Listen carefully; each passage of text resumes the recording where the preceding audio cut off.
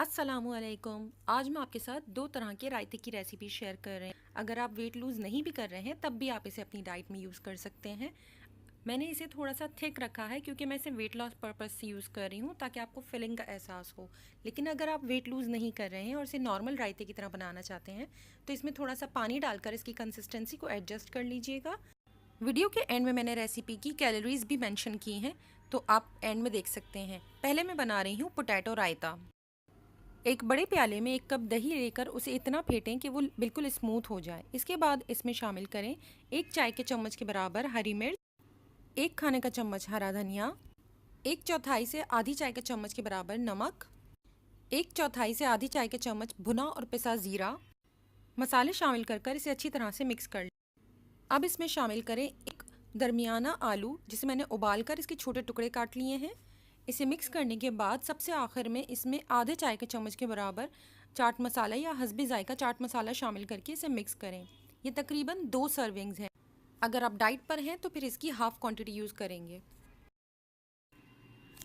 दूध और दही को अपनी डाइट में ज़रूर शामिल कीजिए क्योंकि ये कैल्शियम की बहुत अच्छी सोर्स है। अगर आप दूध नहीं पी सकते हैं तो फिर आप इस तरह से दही के साथ डिफरेंट चीज़ें मिक्स करके इसे कंज्यूम कीजिए। अब मैं बना रही हूँ फ्रूटी रायता। इसके लिए सबसे पहले एक बड़े बाउल में 1 कप दही ले लें और उसे बीट कर लें ताकि वो भी स्मूथ हो जाए। अब इसमें एक दरमियाने सेब को छोटे टुकड़ों में काटकर शामिल करें। 1 चौथाई चम्मच नमक, 1 चौथाई से आधा चाय का चम्मच चाट मसाला, 1 चौथाई चाय का चम्मच भुना पिसा ज़ीरा, 1 चाय का चम्मच चीनी या शहद। अगर आप डाइट पर हैं तो फिर शहद इस्तेमाल कीजिएगा। आधा कप पाइनएप्पल, इसे मैंने छोटे टुकड़ों में काट लिया है। कोशिश कीजिएगा कि ताज़ा पाइनएप्पल इस्तेमाल करें या फिर कोई भी सीजनल फ्रूट अगर आप इस्तेमाल करना चाहते हैं तो वो इसमें ऐड कर दीजिए।